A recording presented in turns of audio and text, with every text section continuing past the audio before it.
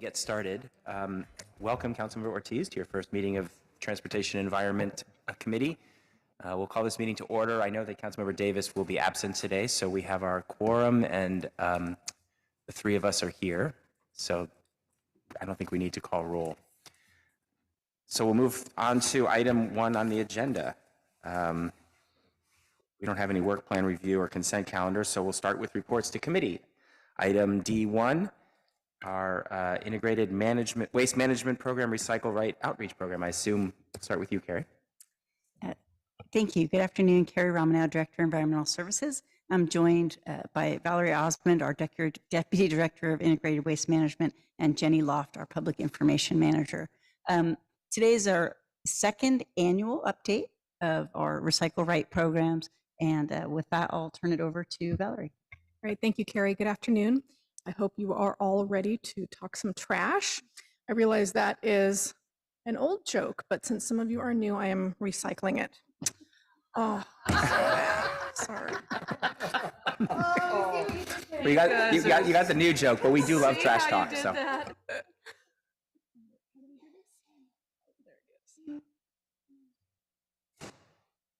All right. So integrated waste management provides solid waste collection, processing, and disposal services to San Jose's residents and businesses. We've been a leader in recycling since 1985, and as described in our memo, staff oversee various contracts and agreements for the services provided by various haulers and facilities located within San Jose.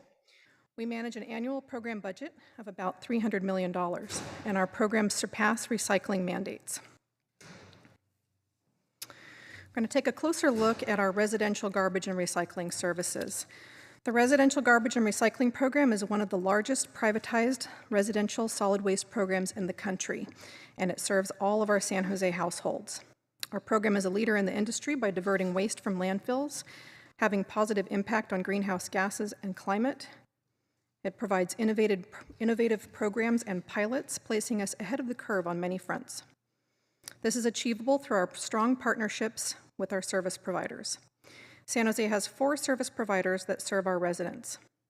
California Waste Solutions collects and processes single-family recycling in Districts A and C, which is about 3/4 of the city. Garden City Sanitation collects single-family garbage in Districts A and C. And Green Team collects single-family garbage and recycling in District B and multifamily dwellings citywide, along with city facilities, garbage, and recycling. Green Waste collects all of our yard trimming citywide and processes single-family, multifamily, and city facilities garbage. Green Waste also collects and processes citywide public litter can waste. Unique to San Jose, we have a year-round, unlimited loose-in-the-street yard trimmings collection. We have unlimited recycling collection. We have unlimited large item collection or junk pickup at no additional charge to our residents. It's a very successful program, and that material is collected by California Waste Solutions and Green Team. Since 2008, residential garbage is sorted by Green Waste to recover recyclables and organics. Organics are food waste and compostable paper. The organics is composted. This is also referred to as back-end processing or mixed waste processing. So sometimes we'll get questions about compost collection in San Jose, and this is how we do collect compost. We ensure essentially that all residents participate in composting. Our residential program on the single-family side also does our utility billing through the property tax roll, which eliminates the need for traditional monthly and bi-monthly billing and liens.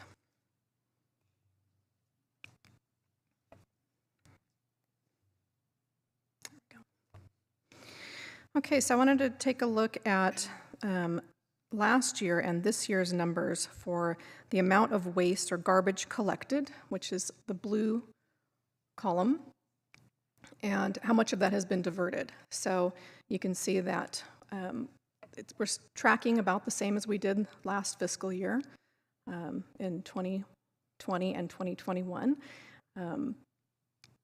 where we show that much of the waste, the garbage that has been diverted and recycling has been diverted is in the crosshatch sections on the bottom. And you can see that our diversion rates are very high in both garbage and recycling. Yard trimmings is extremely high. The yard trimmings loose in the street process collects very clean, very green material, which contains very little material that needs to be diverted to landfill. So hopefully this illustrates how much we are able to divert from our landfills. And with that, I'm going to hand it over to our Public Information's Manager, Jenny Loft. Thanks, Valerie. I'm here to talk about the Recycling Right campaign. The goal of the Recycle Right campaign is to decrease dirty materials in recycling containers in residential households. We bring awareness to this challenge and help change behavior to recycle right.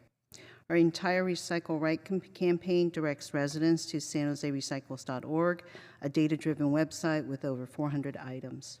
We now have garnered over 930,000 web users, this is as of last Friday, and almost 2.4 million web page views since the launch of the Recycle Right campaign in July 2019, when the city took on recycling outreach from our solid waste contractors. What you see here are examples of our Recycle Right campaign. These are ads in English, Spanish, Vietnamese, and also a postcard that we sent to residents.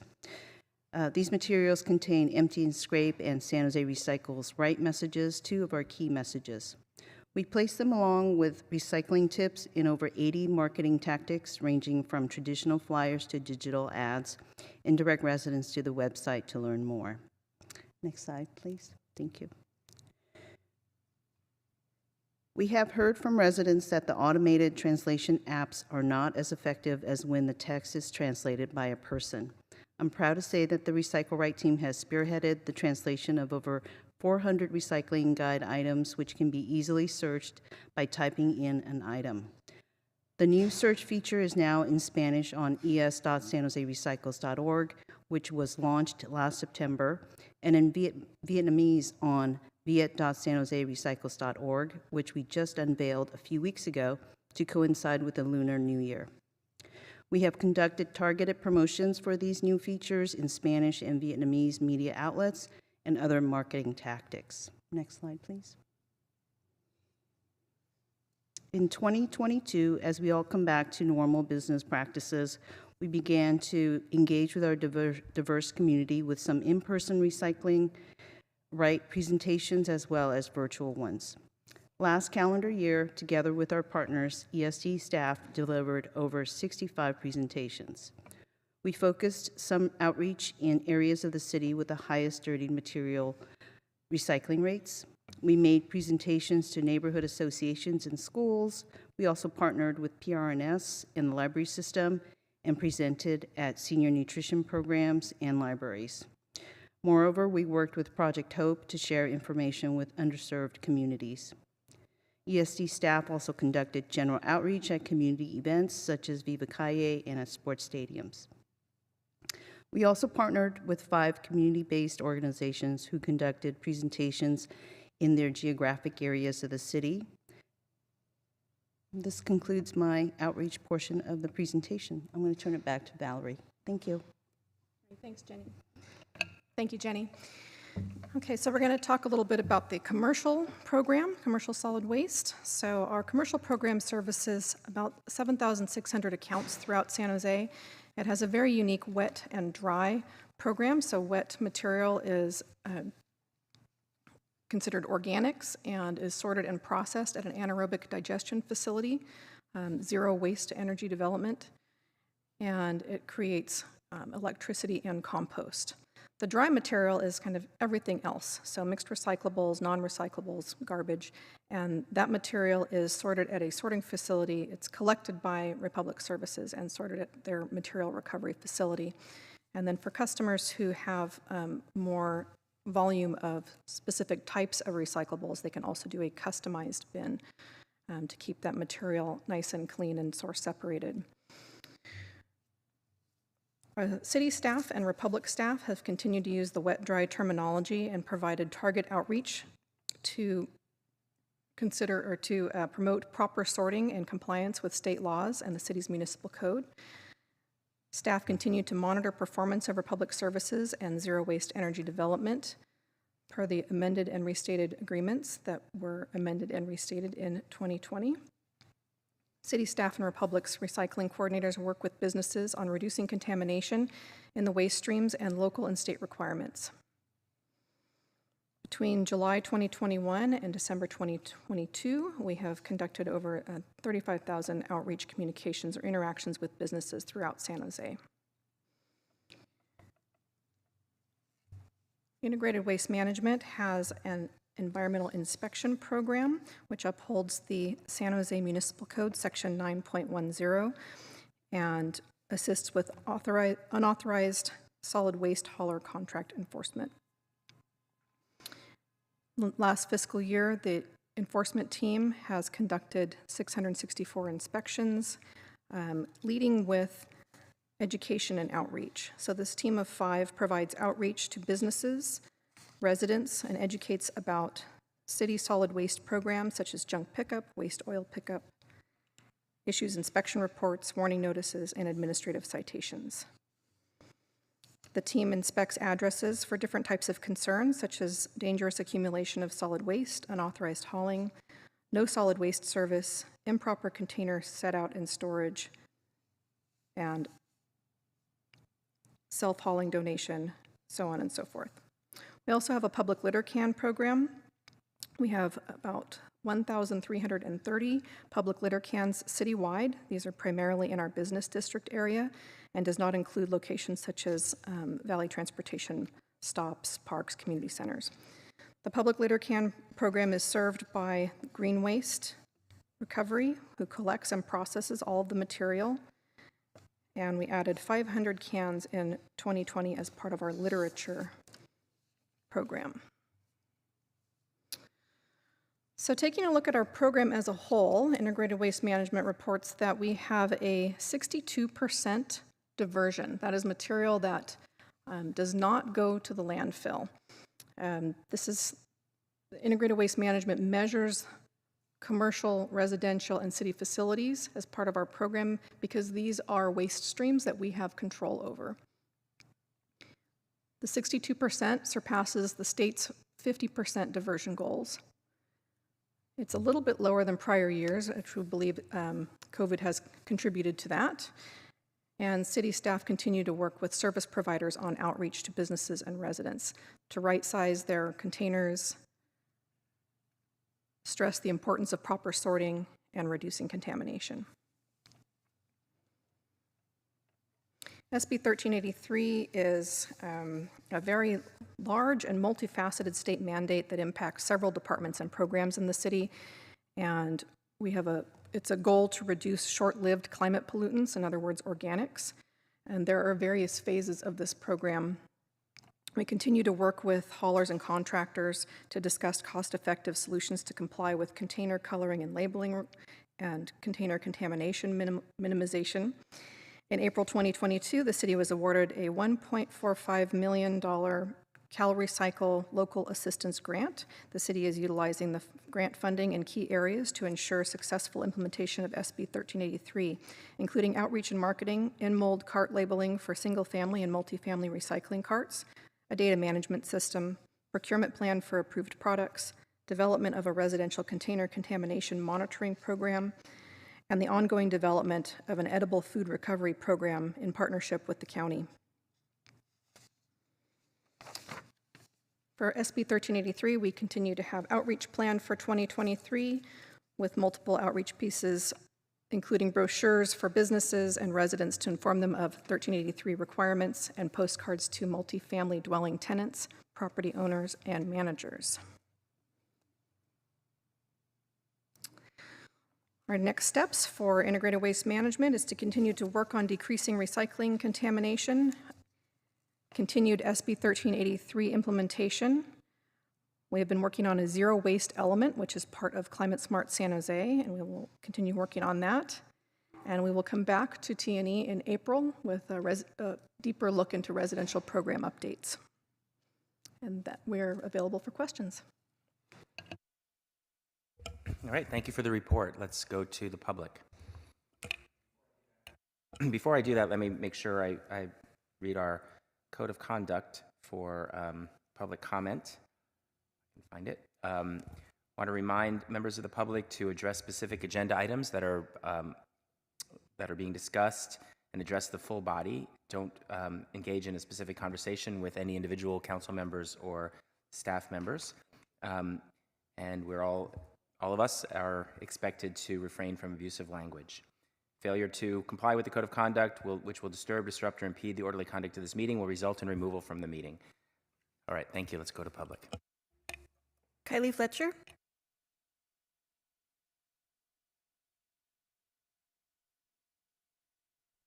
Oh, okay, thank you.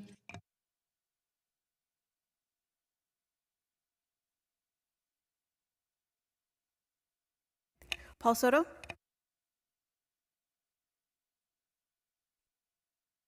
Good afternoon, Council. Paul Soto from the Horseshoe. I want to talk about SB 1383 and the expansion of that program. Food stamps is going to be start to be cut off.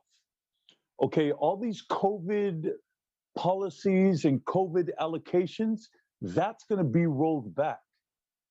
Because what that's going to do is it's going to create a lot of food deficiencies. More people are going to be hungry. More people are going to be starving in my city. Sorry, I got a problem with that. And so I think I'm bringing it to the correct body to address that. Now, 20% is low. I don't want the bare minimum. I don't want to just follow the law. I want to do what is ethically and morally correct, and the city has the power to do that. So I would like that up to 30%. And I would like the amounts of people that can participate in that program to expand. The city has plenty of vehicles. The city's got plenty of gas. The city's got the ability to contract with more people to start delivering food to seniors, to start delivering food to schools, to start delivering food to community centers. And I want that expanded. I think we have that coming because this city is going to be tasked with a lot of policy decisions within the next coming year. Why? Because all of these COVID allocations that were one-time grant allocations is going to start surfacing within the next 2 years. Once that happens, you guys are not going to be sitting there twiddling your thumbs. Oh, how did this happen? How did this happen? Wow, gee, we didn't expect this. Nah, you're being put on notice because I was there before COVID, been there during the whole time during COVID, and I'm here now. So I have a very clear understanding of the history of how these programs are financed. So I want that particular percentage increased to 30, and I want to know how you. Blair Beekman. Hi, thanks a lot for your meeting today. It seems a meeting based on ideas of climate change and how we're going to begin to better address our climate change issues. Thank you. This item and the next item both speak to those sort of good subject matter. I hope it is a subject matter that we are not afraid to better talk about into the new administration. We have some serious sea level rise issues that really need to be addressed, that we have to learn how to be a bit more open about. I hope that you'll make those steps in the good efforts that I think we all want to talk about climate change issues, and we want it to be a free, open subject. Let's not be afraid to offer constructive ideas for its subject matter. Paul Soto has brought up some really nice, interesting ideas that I think the civic innovation team of Dolan Beckel in the past few years has been building up quite a resume on how to address our food resource issues in San Jose in this era of COVID. And I guess Zuma Maciel of Racial Equity, she may also be a good person to address for these issues of food that Paul has very nicely mentioned. And I thought I would just add those names as people to really address about such issues. Thank you. Back to the committee. All right, thank you. Councilmember Ortiz. Thank you, Chairman. I want to thank the staff so much for your report. I do have a few questions. The memo mentions ESD's environmental inspectors utilize multilingual outreach to encourage proper solid waste management at residential and commercial facilities, and to inform residents about the city-provided programs such as the junk pickup program. I wanted to ask if there's more information regarding outreach to neighborhoods who have lower reporting rates, especially how this contact is being made or how this outreach is being conducted. And the reason why I ask is because I know that in certain areas, especially working class areas, these people may have two jobs. They may not be able to have the time to stop and utilize the 311 app, or may be too tired to use that, or may not have been exposed on how to use that app. So I just wanted to hear your thoughts in regards to outreach to that community, to those communities. Yeah. Well, thank you. Our team takes a very data-based approach in terms of how we look at performance citywide, and then Jenny leads a team that targets particular outreach. So Jenny, if you could speak to kind of how we look at the contamination levels and how we select which languages are predominant in which areas. Thank you. Well, I work with a team that's been incredibly sensitive to our diverse community. We have staff who speak Spanish and Vietnamese on our team. So we also, not only do they provide language skills when we're out in the community, and we do tabling and we do presentations in various neighborhoods. We also utilize their skills to make sure that the messages are culturally relevant. So that's really important to make sure that the community understands and receives the information that resonates with them. We send postcards to some of the, or to the residents on a regular basis, because we understand completely that not everybody's on digital, right? So want to make sure there's always the hard copy aspect to our outreach. So we do flyers and postcards. We actually do quarterly postcards sent to households, just to make sure that everybody gets those messages. We also place ads, hard copy ads on buses, so that, you know, for those who don't have a phone or a computer, they just don't get that information that way. So that type of thing. We also work with our inspectors of the leave behinds, as you mentioned, about you know, various materials and programs that are that folks don't get it in any other way. So those are the leave behinds. Our junk pickup program, we actually have like a 311 link on the promotional materials on the junk pickup program. And so that's another way to access 311. We are also using the data that Carrie mentioned with, like, we lay out maybe areas of the higher contaminated routes, and then we'll specifically target those areas with digital ads in various languages. And then, you know, as well as enhanced postcard distributions and such. Great, thank you. Thank you so much. That definitely sounds robust. After reviewing the city services annual audit report, just looking over some of the residents' responses, we saw that the survey reflected obviously a dissatisfaction that the city isn't addressing their concerns of illegal dumping properly. With consistent increases in residents' demands to make sure that their neighborhoods are cleaner, are the companies that we are contracting with being proactive about a potential solution to address, these junk pickups in regards to hotspot areas or districts with a large amount of illegal dumping? So the residential recycling and garbage program does not include illegal dumping. Illegal dumping is led by PRNS. Oh, I see. Okay. Thank you. And then finally, in regards to commercial pickup, are property owners required, because I'm looking at the amount of diversion that we're seeing, are property owners required by city municipal code to provide garbage spaces, whether it's garbage or recycling, for their tenants to throw away their trash? So,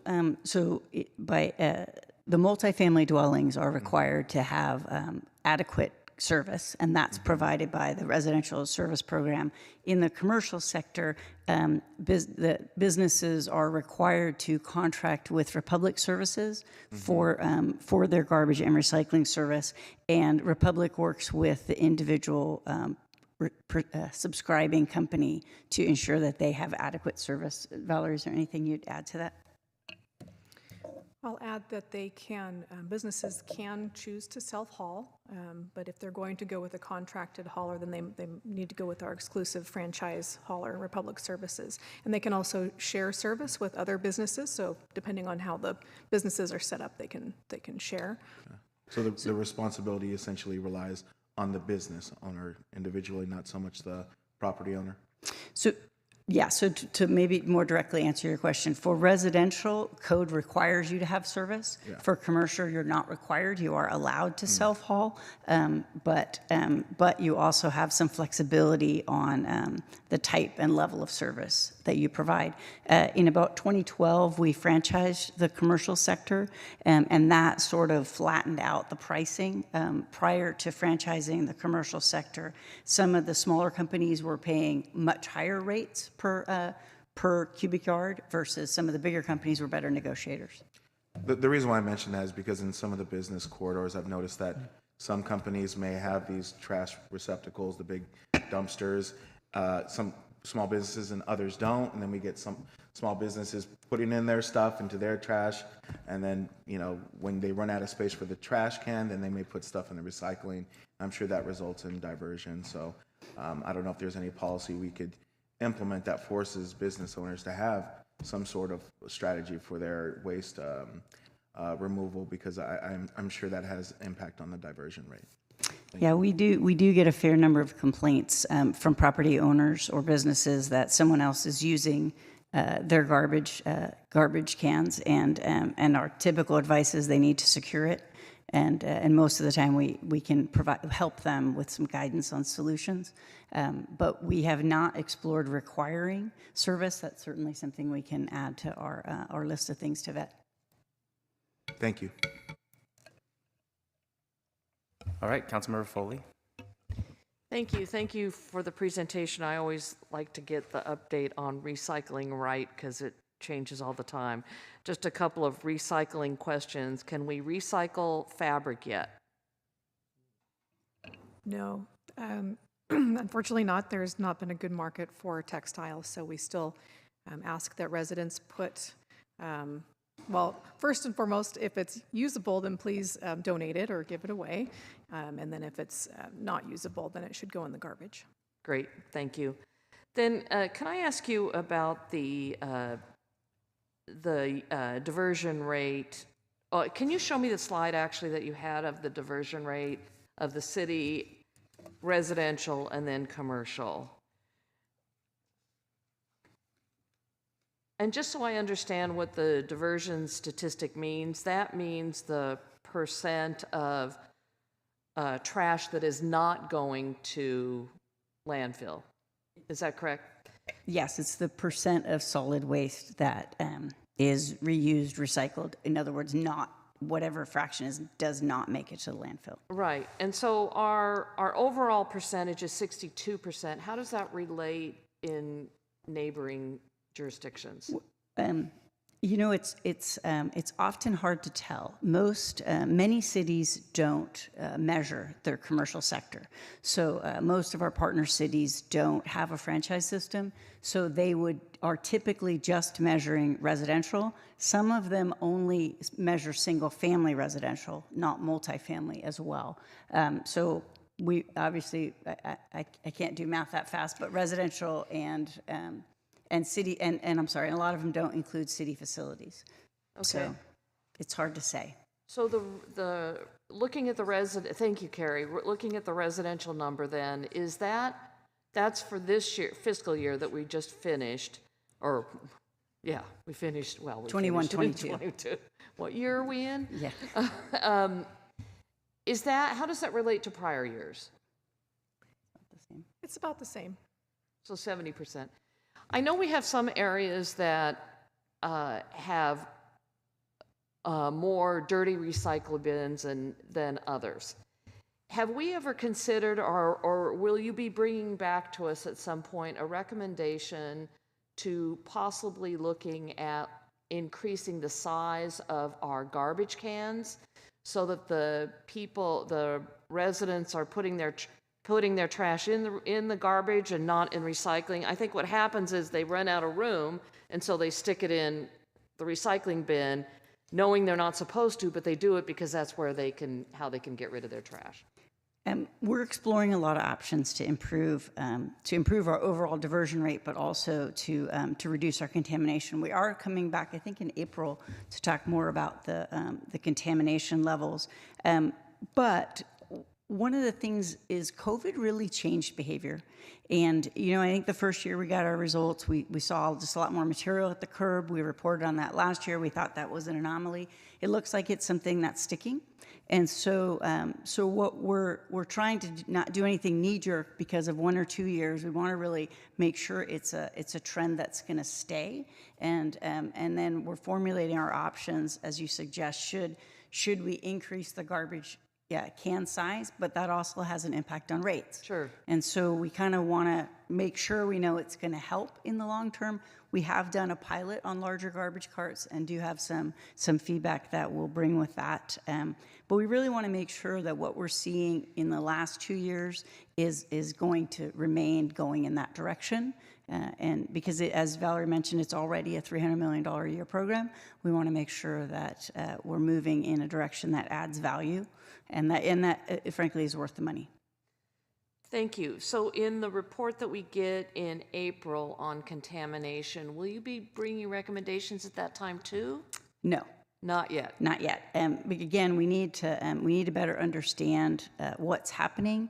We need to work with our haulers more closely, and then we really need to manage the rate component and understand how that will roll out. As Valerie mentioned on this slide, SB 1383 is also coming into play, and you know we are ahead of it. We are far ahead of most cities because we already do that back-end sorting. So we're already doing the composting, which means that as everyone else starts to catch up, their rates will start to reflect that additional composting component. We just want to make sure we look at all the variables and like I said, have a good forward plan, not just tinkering at the fringe a little bit every year. Thank you. I appreciate that, and it's so important that we do recycle right and that we have the right information. I know you're out there trying to educate people as much as possible, and coming to neighborhood associations and showing people how to recycle is really, really helpful. So anytime you have any materials that you want us to distribute on our newsletters, you know, we're always looking for content, and I mentioned this to you before and you always send it to us. So just reminding you that the content's always helpful, and we'll be happy to send it forward onto our in our newsletters and our constituents. Well, thank you. I'll have Valerie add some jokes too. Please, that's always helpful. With that, I'll move acceptance of the report. Second. Thank you. And she can also recycle some of the jokes. All right, so Kip. Yes, Kip Harkness, Deputy City Manager. I actually just want to go back to something that Councilmember Ortiz had asked, because I think the way I heard it was, what is the role that the free junk pickup program plays in preventing illegal dumping, and how are we thinking about focusing on areas where we might have higher instances of illegal dumping so that we don't have to deal it on the back end? So I'd be curious if you could address the role of the program in that and how we approach it. So Prop 218 requires equal service to all parcels. So as residents across the city are making appointments and then we're collecting them, we're not in a position to do sweeps of neighborhoods using ratepayer funds.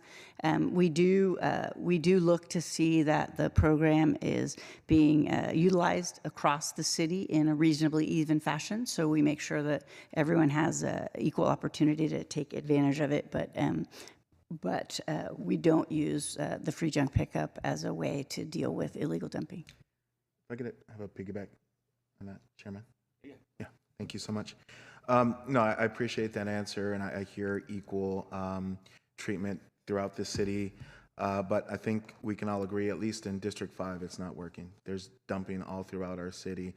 So I wanted to ask if staff would be willing to look into potentially hosting like pickup sites instead of just having like one-on-one dump pickups, but having a pickup site where residents can convene at a local community center bi-monthly to bring in these large items they want to dispose of, and then bringing in California Waste Solutions or the Green Team to come pick it up instead of doing it one by one and one-off shoots. Yep.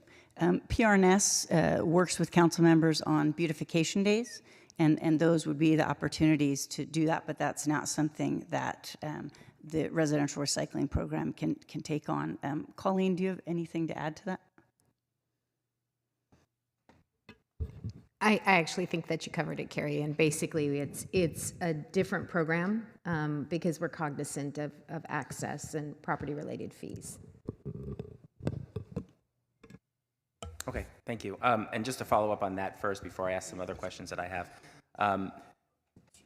I think it's important that we figure out how to help people understand the availability of this service. And it always shocks me when we do our dumpster days, how many people think it's easier to drag something out, tie it to the roof of their car, drive, wait in line for an hour, carry the thing off their car, put it in a dumpster, than it would be just to put it out on the street and make an appointment. So I've actually considered in our office sending out a mail to every resident of the district saying, this service is available to you, please use it. Yeah. It's just, I don't think that people know about it, and I'm not sure how, I know we do promote it some, but I'm just wondering if we can do a little more to promote that service itself, because people just don't realize that it would be much easier to put your mattress on the side of the road than to bring it anywhere, even if you had a centralized dump location like we do when we have dumpster days. Yeah, Valerie, can you talk about the uptake in the program in the last couple of years? Sure. We transitioned the program over to unlimited a couple of years ago, and we watched the numbers go up by about 40 to 50% each year. So they've gone up quite a bit. Interestingly, over like 2020, 2021, they started to level off. So we didn't see these almost doubling of the numbers. And across council districts, we've noticed that there is real similar usage. So while there's some information on 311, it doesn't capture also all the direct phone calls that are made to the haulers, and we do see a lot of similar participation. I think Jenny also has information on the type of outreach that we do on the program, which is pretty extensive. We have all sorts of tactics to reach out to our community about junk pickup, and we're happy to provide information to council offices to share through your networks. Thank you. We're about 4,000 a month. About. Yeah. Oh, sorry. We think we're about a little over 4,000 pickups a month. Oh, great. Yeah. So it's good. The program's great. We just have to do a better, continue to increase awareness so more people use it. As a follow-up to Councilmember Foley's question as well, just to make it clear about what's coming back to this committee in April, you did a pilot of larger garbage cans in a small number of places to see whether that helps prevent the contamination or reduce contamination. You're bringing a report back to us in April with the results of that study. not necessarily ready to recommend a permanent change, but we'll learn more at that point. I just want to make, I don't know if you need to say anything. I just want to make sure that's perfect. Thank you. that Councilmember Foley is aware of that. I do have some questions back on that diversion slide. I don't know whether Councilmember Foley explored it as deeply as I was going to. I was concerned by the low 43% commercial number. Can you speak to that at all? Do we have any idea why it's so low for commercial versus residential? Yes, it's complicated. So we have a commercial program, as I mentioned, has an amended and restated agreement that went back to 2020 when that was implemented, and they have a different methodology for measuring that material and a different way of hauling it. So the wet material that I mentioned, which is the organics, used to go to the Republic Services Material Recovery Facility for sorting, and then the sorted organics would then go to Zero Waste Energy Development for processing. After that amended and restated agreement, the material started going directly to Zero Waste Energy Development, ZWED, for processing and sorting. So taking out kind of that extra step. And ZWED has been adding additional infrastructure to their facility to increase diversion, so we expect to see these numbers continue to increase and improve over the next fiscal year and into the future, so that'll be good. But there's just been some different methodologies as part of that amended and restated agreement. Yeah, I was interested to see that difference between wet and dry versus garbage and recycling. Mm-hmm. And we talk a lot about contamination, a lot of which is caused by the wet being in with garbage and recycling. I know we can't change things in the short term. We have contracts for long periods of time. And we've even talked about completely commingling garbage and separating it later, since we kind of do that anyway, and whether that would be more cost effective and actually result in just as good of a recycling rate. But this wet dry also intrigues me. So I just wonder, are we thinking about what the right approach is long term for how we do residential as well as commercial?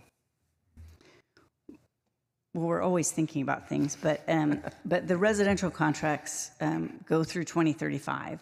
The commercial contracts with SB 1383 coming on board, we have had conversations with Republic about ways we might partner together to improve the diversion rate, and those will continue.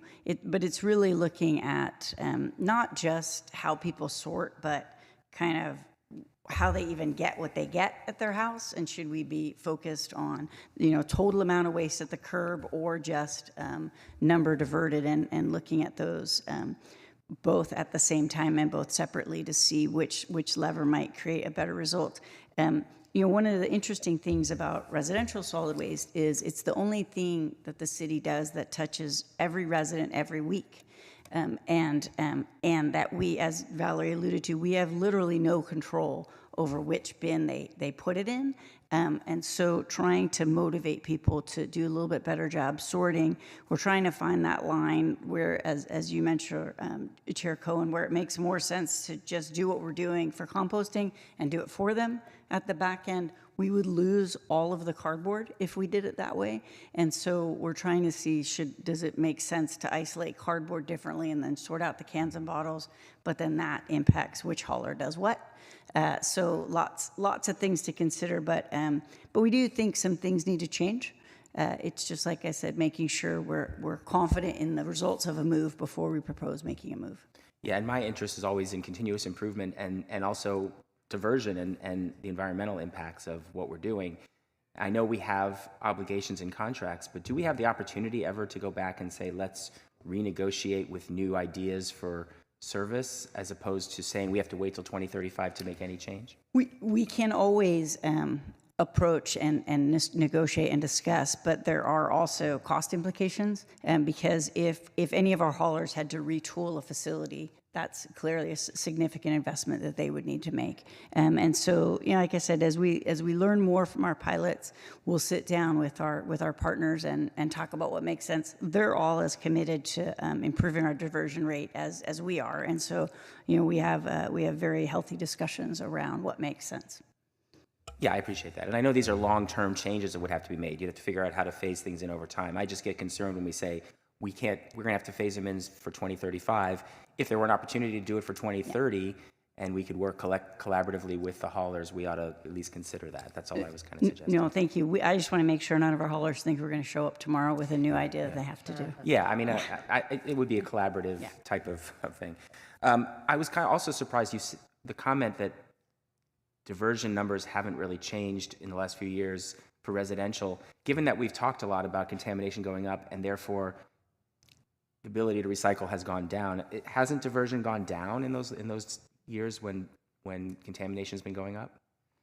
It has adjusted, a couple points here and there. It's not changed dramatically. I see. Yeah, we're not sure it's statistically significant, so it moves 1% or 2%. I don't really think that's sort of changing the world. Yeah, it's just interesting to me. We've put a lot of talk into this whole contamination problem, and if it turns out it's not making a significant difference in the overall diversion number, then maybe that's not the right place to be focusing our efforts. Point taken. Okay. It took me 2 years. I finally, I think by the end of last year, kind of started to understand this entire puzzle, given that there's 4 haulers and a whole bunch of different ways that garbage is collected in the city.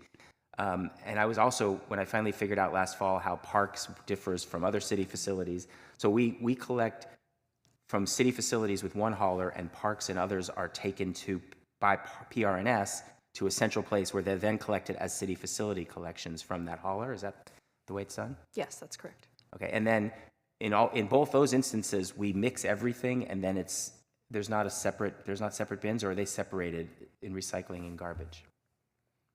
Most of that is going to be mixed together to the extent that it's a city facility that has,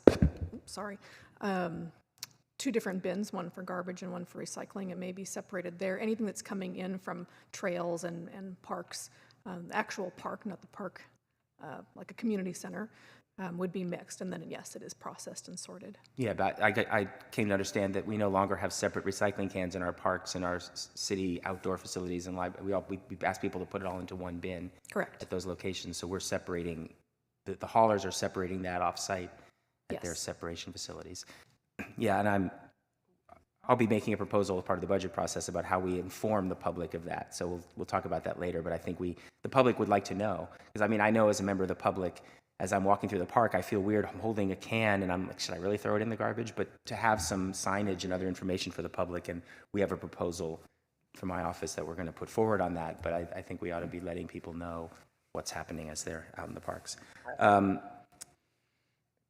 think that covers my questions. I do recommend also, for those who are new or those who haven't done it yet on the committee, to take a trip to one of those hauler sites and see the way they separate the garbage. It's very eye-opening, and you learn a lot about the process of where the garbage goes after it's collected. I think it's definitely worthwhile for people to do that. And so with that, are there any more questions, or we move to a vote? All right, let's vote. Ortiz? Aye. Foley? Aye. And Cohen? Thank Aye. you. All right, thank you. That brings us to item 2 on our agenda, which is the storm sewer update. Wait for staff to switch, and I think Matthew Nguyen's going to kick us off.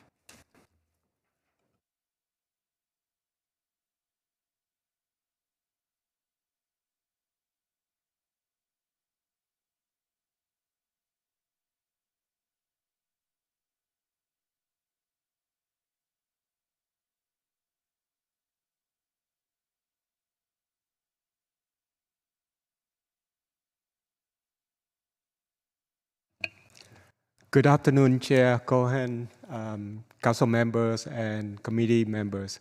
My name is Matthew Nguyen. I'm a Deputy Director for Public Works, and with me today is Norm Mascarenas. He's a Principal Engineer, oversee the Transportation and Hydraulic Services Division that manage both storm and sanitary sewer programs.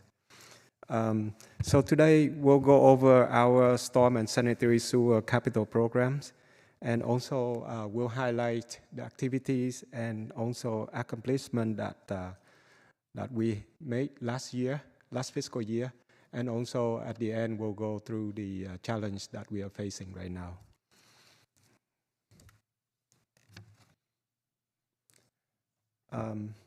So let's start with an overview of the storm and sanitary sewer systems.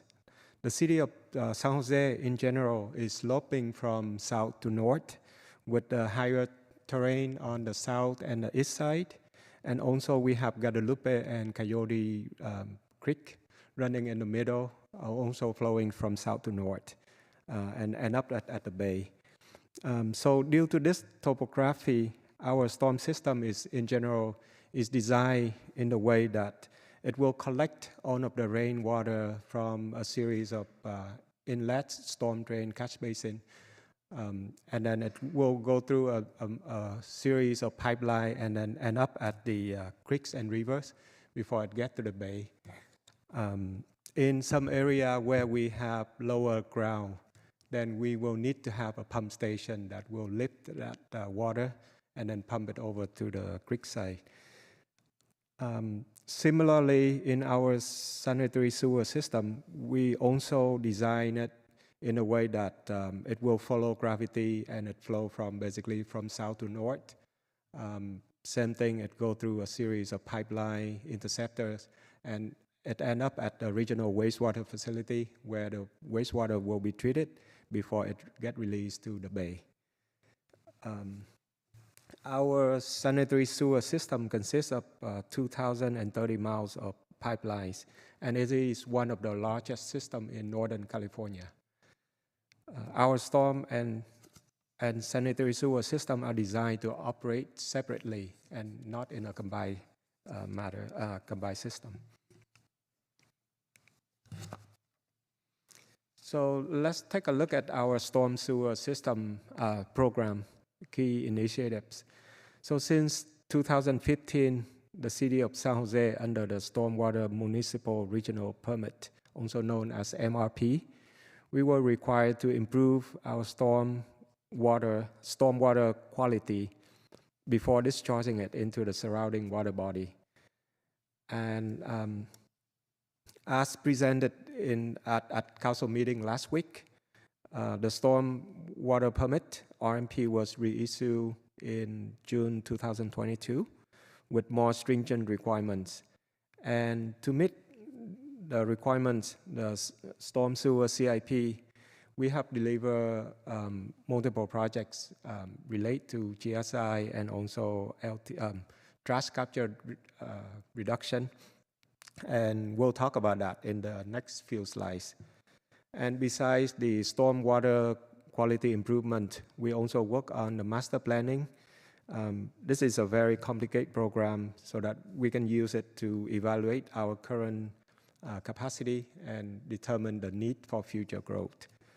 And lastly, we also invest into improvement and rehabilitation activities where we try to upgrade our existing storm pump station and also build out new pipelines to reduce the local flooding and ponding issue.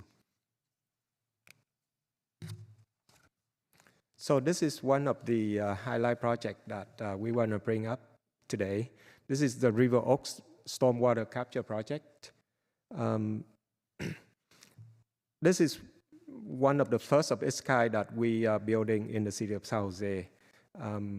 We have a plan to retrofit the existing storm pump station and the detention basin and convert them into a multi-use, multi-benefit that include a bioretention facility where we will capture the stormwater and treat it before we pump it to Guadalupe River.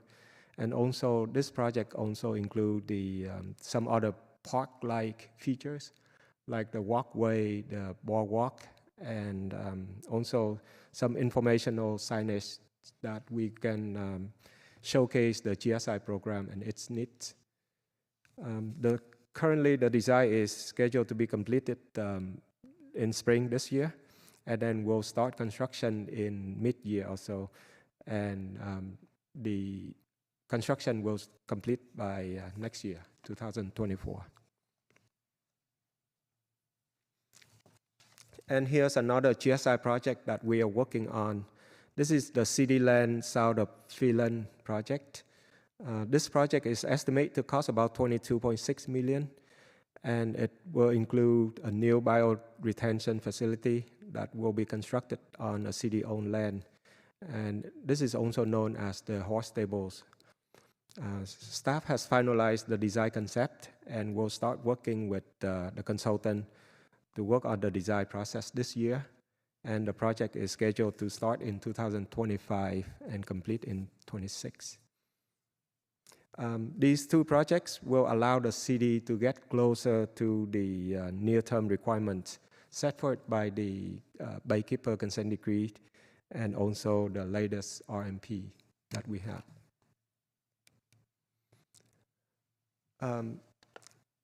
Storm drain master planning, why do we need it? This is one of the highly technical programs that usually is needed for a collection system of our size. This is an ongoing multi-year program that allows the city to properly plan for capital program and also maintenance program. Staff complete our initial phase of the master plan already, and we are working on refining the data using the latest stormwater information, as well as incorporating the creek water level into that program so that we can have everything as one program. And the initial modeling result identify a total of 22 high priority projects with a cost estimate of about $215 million. The location of these projects are spreading all over the city in the north as well as central and south San Jose.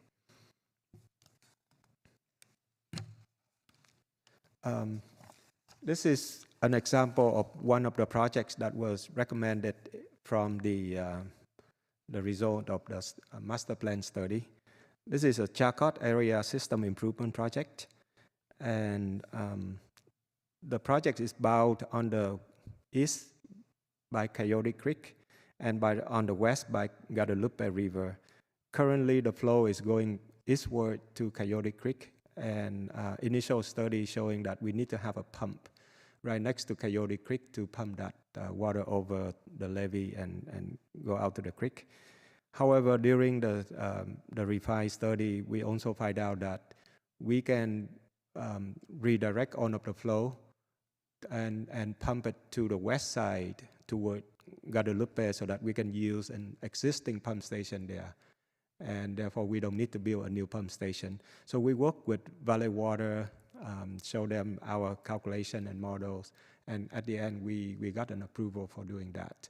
So now we are in the process of finalizing the design for this project. So it will be going into construction in 2024 and complete in 25. And we are using Measure T funding for this project.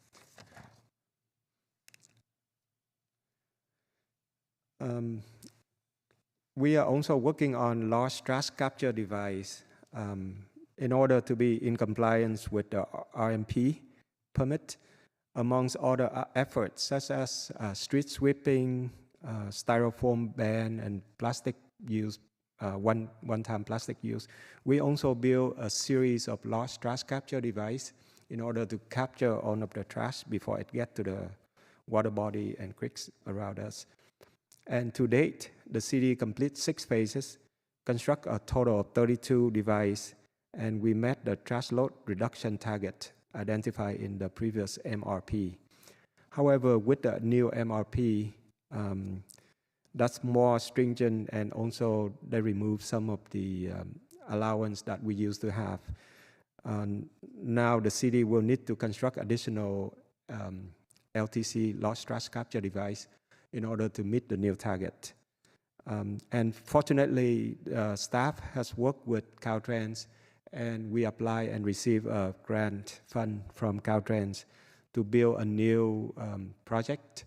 And in the new project that we're gonna build, there will be about 6 new devices to be built on city right-of-way, and it will capture some of the flow from Caltrans, but mostly from the city of San Jose drainage area, and it will treat it before release to the creek and river. So with that, it will bring the city back to meet the permit requirement.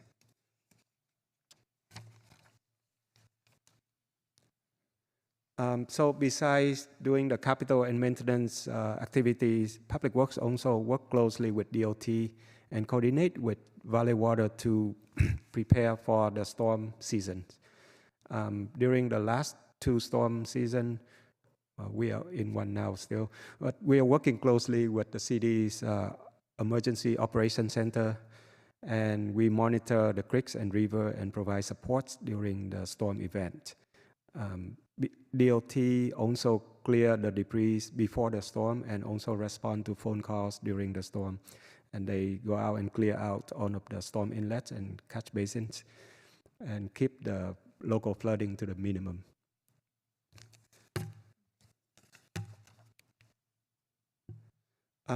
So let's switch over to sanitary sewer program. Very similar to the storm sewer system.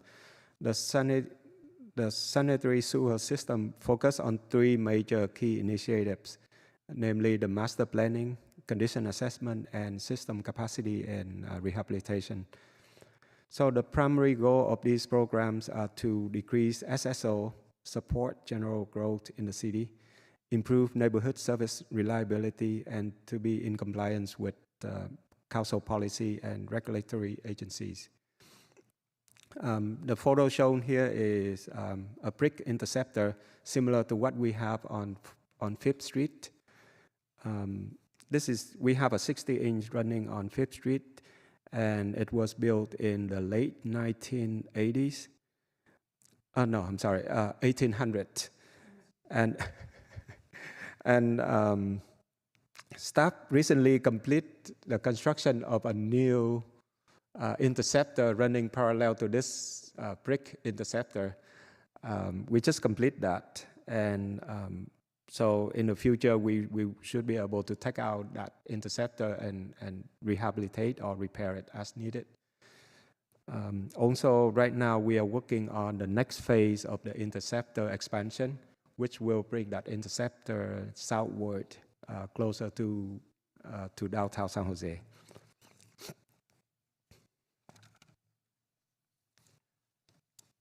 One of the primary goals of the program was to reduce the SSO in the city, and this chart shows clearly the number of SSO over the years. I would say with the tight coordination between DOT, ESD, and Public Works, and with adequate funding over the years, the number of SSO has decreased significantly from 192 in 2011, and now it's floating at around 35 SSO per year in 2022. And for the system of our size, this is well below the acceptable level that we need to achieve, which is about 3 SSO per 100 miles. So for our case, it's about 60 SSO, and we are below that.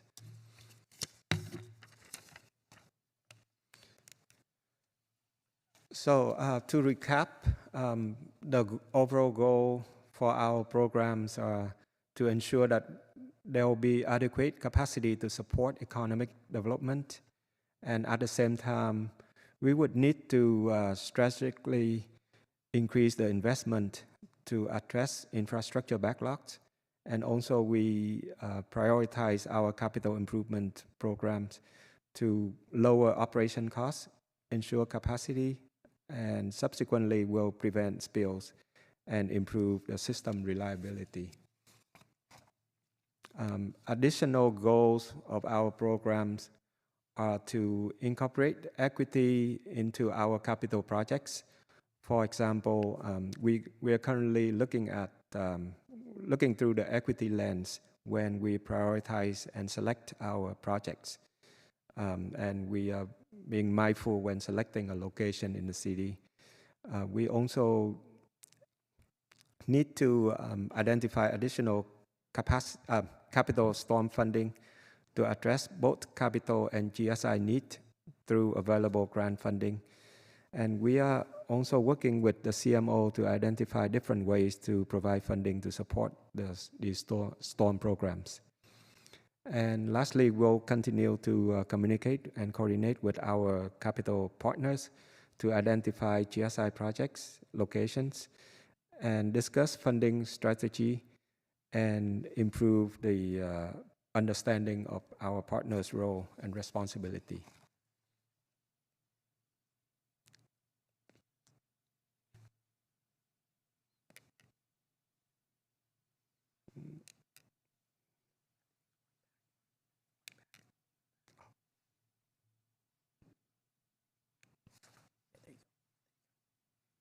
Oh, there's still 2 more slides.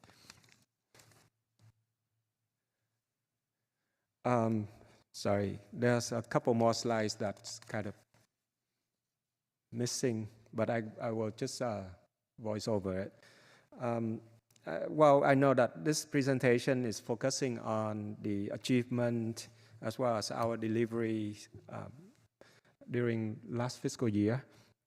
We'd like to take a moment to bring to your attention, our current challenge and the funding needs that we have.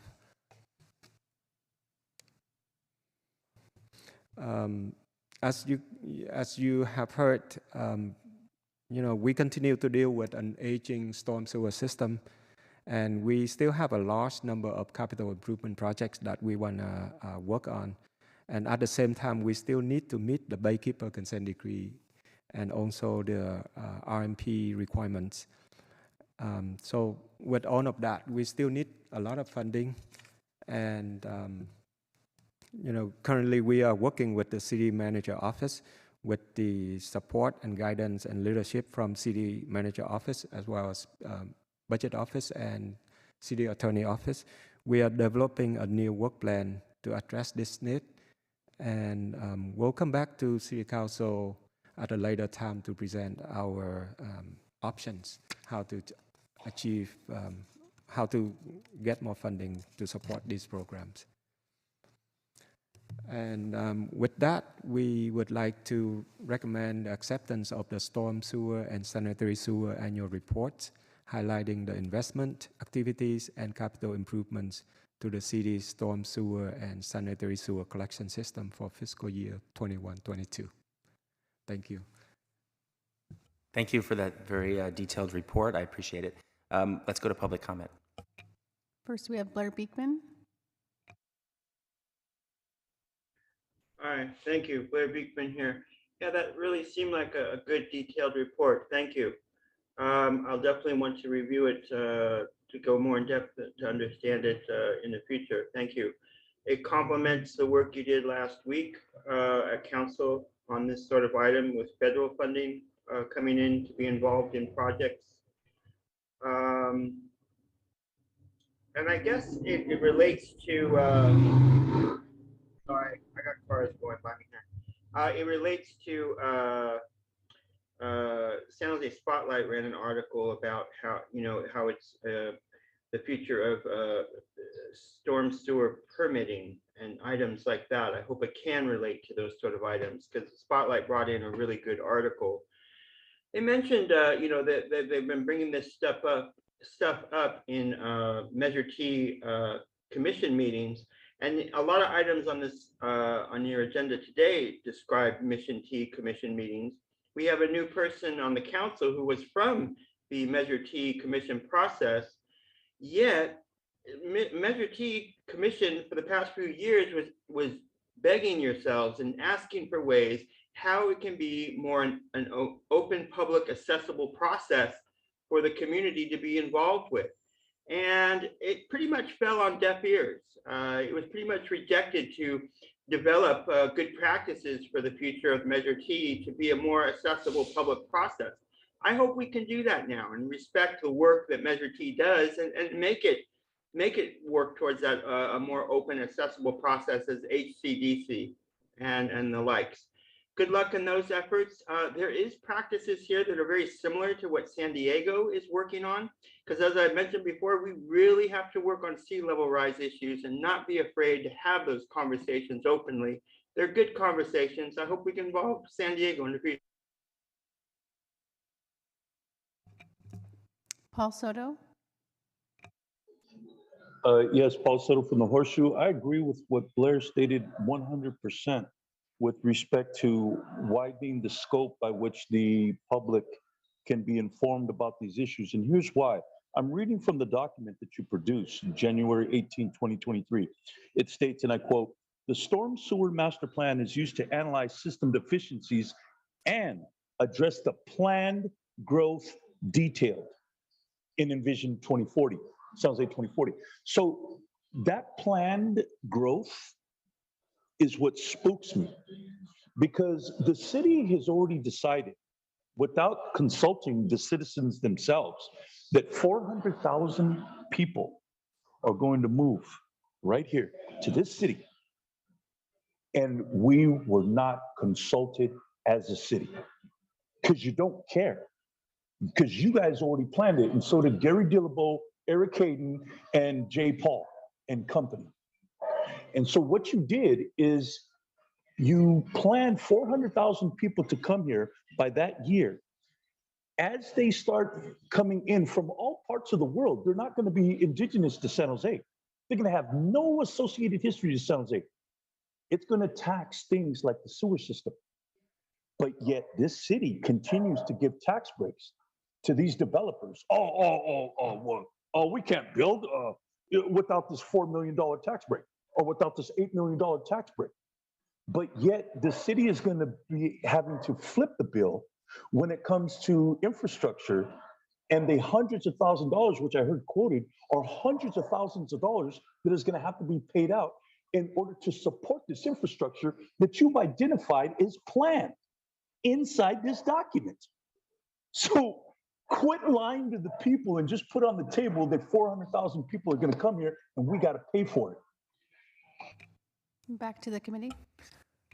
All right, Councilmember Foley. Thank you for the presentation. I just had a couple of questions regarding the storm sewer, or the sanitary system, sanitary sewer overflows. This is the fiscal year report, so it doesn't include anything that may have occurred during our recent storms. But can you tell me if there were any overflow incidents during that time? And what does that actually mean? What happens when there is a SSO? SSO stands for sanitary sewer overflow, and most of the time it was caused by some blockage in the pipe. Examples could be from the grease that come into the pipe, or some tree roots that may come into the pipe. Not very often it's caused by the storm water that get into the sanitary sewer system, because the sanitary sewer system is supposed to work as a closed system, no exfiltration, meaning no other water coming in. So I haven't heard of any storm-related SSO during the recent storm, but I can check with DOT, our partner department, and see if there's any significant increase or any number of overflows that happened during the storm. Okay, I appreciate that. Actually, that was my only question, because I think there were reports of that in other jurisdictions. Southern California maybe had some of those SSO situations. I was just curious how that worked. Great, but I appreciate your explanation. Thank you. Thank you. That's it for me, but I'll move acceptance of the report. Second. Yeah, thank you. And obviously, some other cities, like San Francisco and others, where storm and sanitary are combined in one system, run the risk of those kinds of incidents more than we would, because we have totally separate systems. That's right. Where I assume we had storm system overflows, those are less of a problem than a sanitary sewer overflow, right? Although 35 sanitary sewer overflows just sounds like bad news to me, but I guess it's within the acceptable levels, I think. That's correct.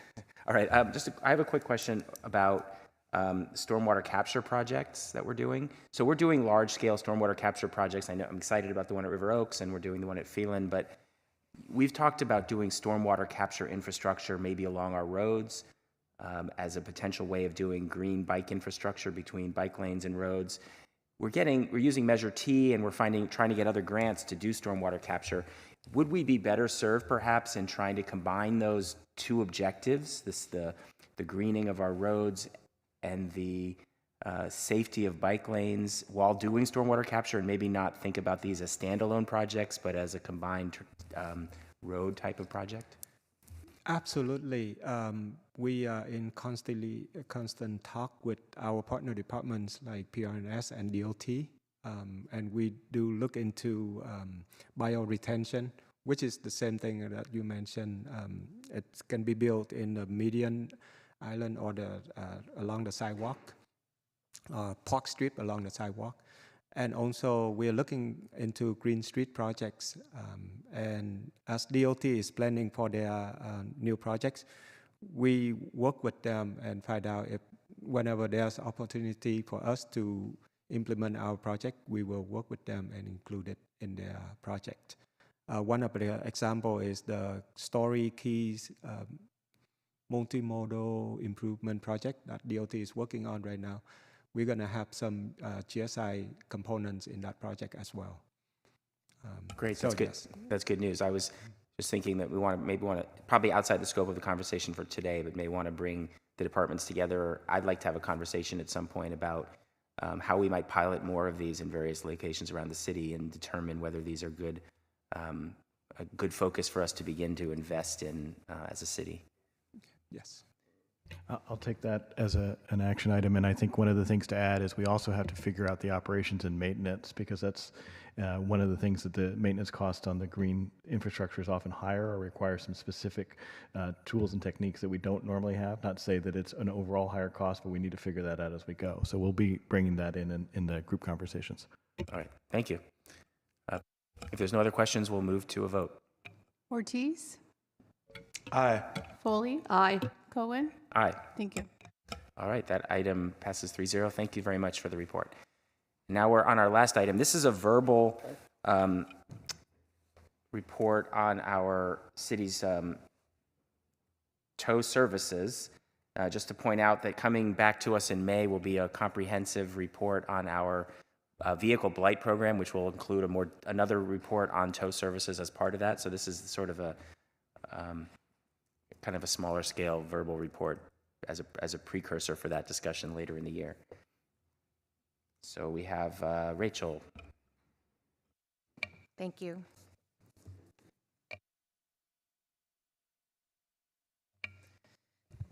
Okay, good afternoon, Chair Cohen and Council committee members and the public. I'm Rachel Roberts, Deputy Director of Code Enforcement. And as you said, I'm here today to provide you with a status report on the city-generated tow services request for proposal. And I'm joined by Captain Jaime Jimenez from the Police Department, as well as Assistant Director of Finance, Luz Confresi-Howe. So just to provide a brief overview or refresher on our city-generated tow services, city-generated tows are those that are conducted at the request of a city department to remove a vehicle from the public property. Primarily, those are requested by our San Jose Police Department or our Department of Transportation. And there are 6 tow companies that perform this service within their assigned zones. The city performs on average approximately 13,000 of these tows annually. And in 2018, the city auditor conducted an audit evaluating this city-generated tow services model, which was accepted by council in January of 2019. And that audit identified 17 recommendations, which informed 4 primary goals of our tow audit work plan that staff has been working to achieve and implement over the past few years. So from that tow audit, some recommendations of note for our topic today were the 2 key elements listed here. One coming from recommendation number 3, which involved the issuance of a new request for proposal for the towing services agreements, as well as recommendation number 15, which involved the consolidation of the contract administration into the San Jose Police Department with an evaluation of the resources needed to perform this responsibility. Those recommendations informed our work plan into these 4 primary goals, which included addressing all 17 tow audit recommendations, developing a new model for service delivery, developing the RFP in alignment with recommendation number 3, and including the award of the contract, and then transitioning the new program over to the police department from code enforcement in alignment with recommendation number 15. So since 2019, when council accepted the audit, staff has reported out a minimum of at least once per year to this committee to inform the committee on the status of our audit recommendation and work plan progress, with the most recent report happening on August 29th of last year. So at our August 29th T&E committee report, we informed the committee that we had submitted a revised scope for the RFP to the finance department, their procurement prioritization board, so that it could be reprioritized, and that happened in July of 2022. The RFP was prioritized at that time as a #1 priority, and it was assigned to procurement staff, and final revisions in preparation for release were underway. And at that time, we anticipated that the RFP would be released to the public in October. However, due to unforeseen delays, staff was not able to release the RFP in October of 2022. So to give you some background into that timeline since that last report out and up to the current status, from late August through September of last year, it was determined that the draft RFP did need to be revised and broken into two, what we're calling packages, package A and B, to limit the possibility of an unsuccessful RFP. Once that determination was made, we then spent most of September working through the revisions to develop those two packages. It was also identified in October through December that there were some additional requirements that were needed to ensure we properly integrated the police department's computer-aided dispatch system, or CAD system. So we spent some additional time, October through December, to gather, finalize, and incorporate those updated requirements. Now in the final stages, staff is going through our last round of review and redlining, and we're anticipating that it will be released this month.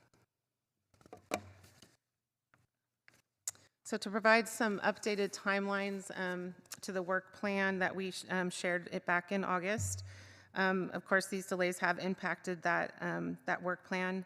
I am pleased to say, though, however, we did complete the second item listed there. We did develop and brought to council the 6th Amendment to the tow agreements that happened in December.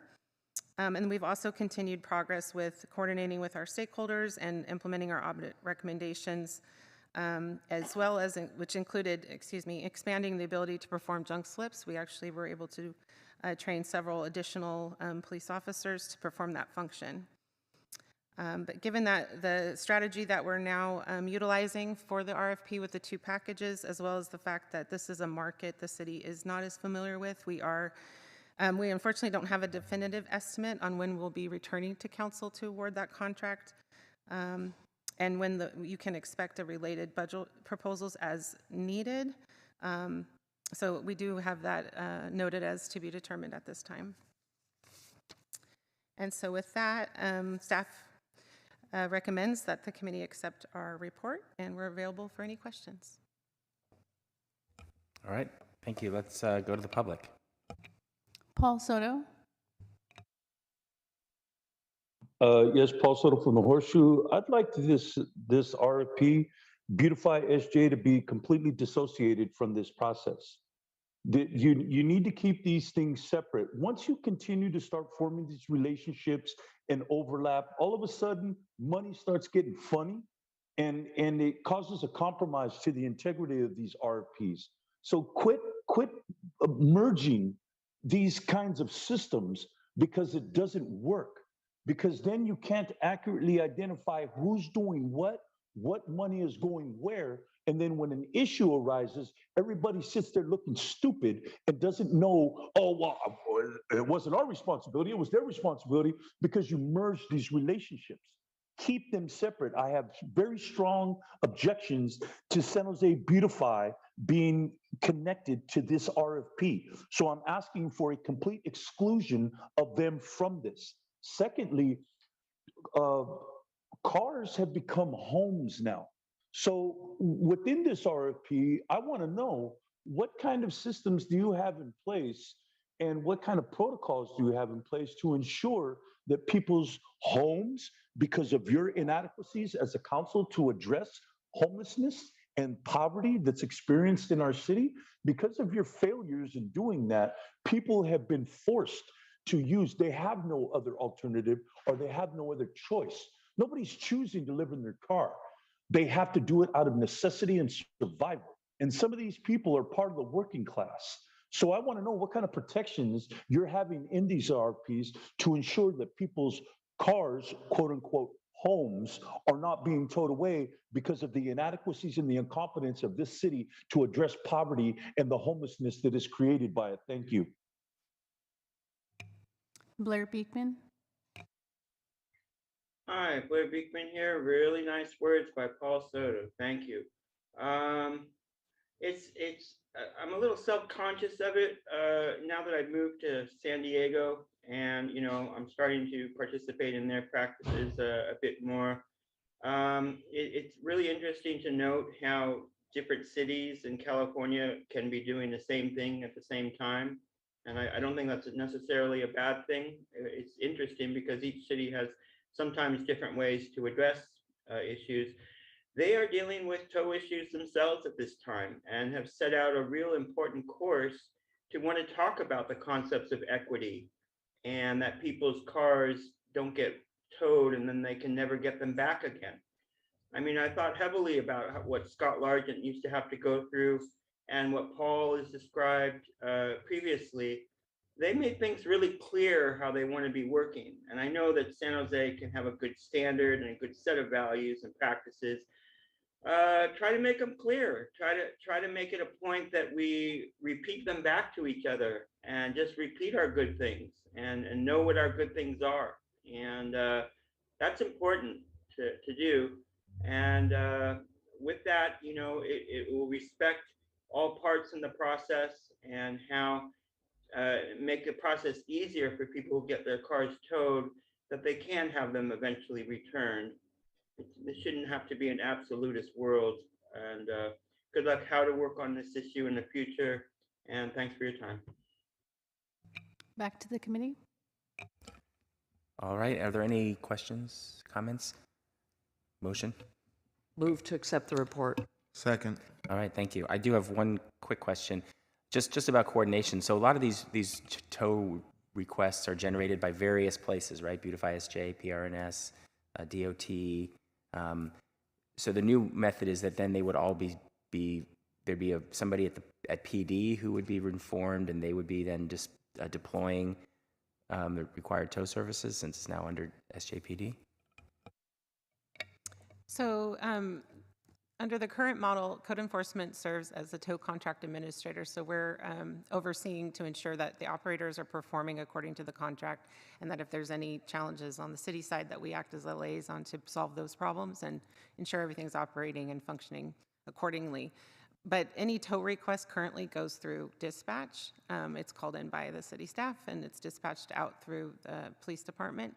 So this RFP would essentially, depending on the package, which one is successful, it would potentially be turning the contract administration piece over to a vendor who could also provide a solution to help us better streamline our response to tow requests and also create a platform for customers to find their vehicles and so on and so forth. So it's supposed to have a lot of bells and whistles. Or it would be, the package B would be a software platform that we would be purchasing to help us do that. But as far as it moving over to the police department, they'd be taking over the role that code enforcement plays now, where they would make sure that whichever entity we end up contracting with, that they're adhering to that contract and that the services are being provided in accordance with our expected delivery model. And at the end of the day, we'll be accepting one or the other type of RFP, right? Either one that administers or just one that's software only, but then if you do software only, we wouldn't have an administration piece. Well, if for the administration piece, we are asking the proposers to tell us how they plan on delivering that administration. They know based on our requirements what we are seeking. Do you want to add to that at all, Luce? But so it's either, it basically essentially is a contract administrator and software solution combined, or just the software piece, and we would maintain the contract administration as a city. Okay. So one or the other will get accepted, but there'll be two potential types of bids that we would then evaluate separately and determine which meets our needs better? We'll be evaluating the first package. I can share that? Or? Yeah. Okay. Yeah. We'll be evaluating the responses to package A first, and if we're successful, it'll stop there. Oh, if we aren't successful, then we'll explore package B. So B's a backup in case nobody is willing to do the entire thing that's in right. A. But a vendor could apply for both. Okay. All right. Thank you. All right. Let's move to vote. Ortiz? Aye. Foley? Aye. And Cohen? Aye. Thank you. All right. So now we're on to open forum. Are there any members of the public? Paul Soto?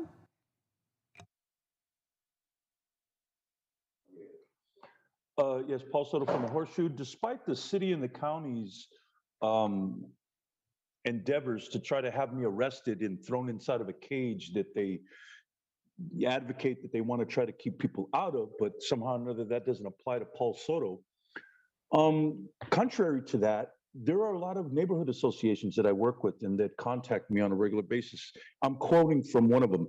Again, we get the shaft. Statistics are quoted in our families are only a statistic. DOTs ignores the needs of our communities. We're not asking for statistics. We're asking for safety for our communities. Who is advocating for safety for our communities? Months ago in Casal, we asked for additional details to be added to bike lanes on Ocala. That has now been changed again to a vehicle and bus lane for the speeders who are always in a hurry and need to use a bike lane. DOT's response, we'll get back to you.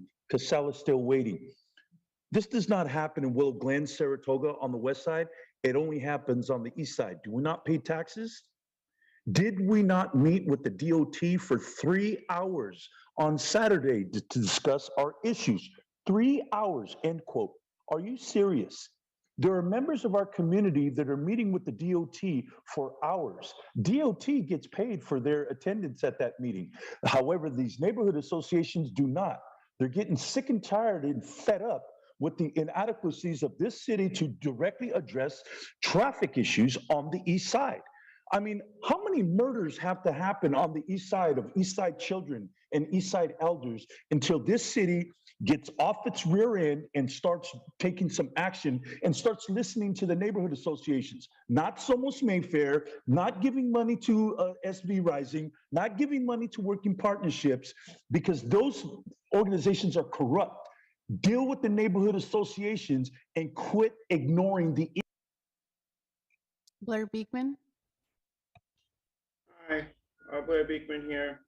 To go out on a limb a bit, I think people like Paul Soto and the age and stature he is at this time in his life, and my own life, I don't think either one of us really deserve to be thrown into, to continue to be thrown into a jail system or the mental health system, in my case.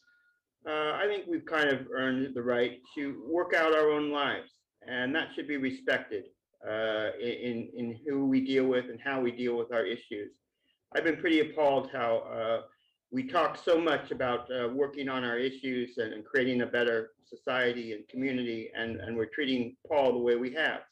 I'm trying to work out of my situation. I think Paul should be given that same sort of good space in what he's trying to work out and work through and to become. And that should be respected, and that's the point of a community process that I hope we can work on that in the next few years. With my remaining time, I think we also would be very thankful, and that we are thankful that with tow issues, there can be a certain set of policies that can allow people to get their vehicles back when it's deemed necessary and appropriate and helpful and caring and kind and courteous. And the recent work in Washington, D.C. to just abolish the concepts of socialism, I find close to appalling. And that, we go back and forth trying to create, a good right-wing standard for ourselves, a conservative standard. We can't go overboard with that. And that includes how we're addressing current issues of what to do with mental health issues and jail recidivism issues. In this work, we have to be very sensitive and very cautious and decent, just awesomely decent, guys. Thank you. Back to the committee. All right. Thank you for the great meeting today. We're adjourned.